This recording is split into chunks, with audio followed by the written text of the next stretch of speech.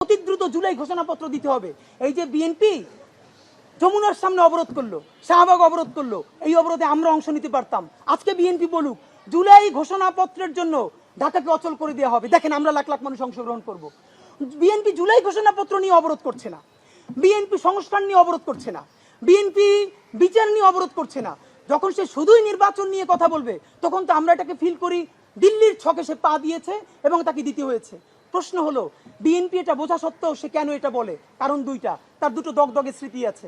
বিএনপির প্রথম দগদগে স্মৃতি তার ১/১১ স্মৃতি। সে ২০০৬-এর পর সেনাবাহিনীর কথা মতো চলে নাই, সেনাবাহিনীর বিরুদ্ধে কথা বলেছে এবং সেই সেনাবাহিনী 111 করে বিএনপিকে মাইনাস করে আওয়ামী লীগকে শুধু ক্ষমতায় আনে নাই, বাংলাদেশকে ধ্বংস করে ফেলেছে। সুতরাং এবার বিএনপি সেনাবাহিনীর বিরুদ্ধে যেতে চায় না কোনোভাবে। সব জানে সেনাবাহিনী কি করবে, কিন্তু সে যেতে চায় না কারণ তার দগদগে স্মৃতি আছে ১/১১। নাম্বার ২, আজকে যদি বিএনপি বলে যে না আমরা জনগণের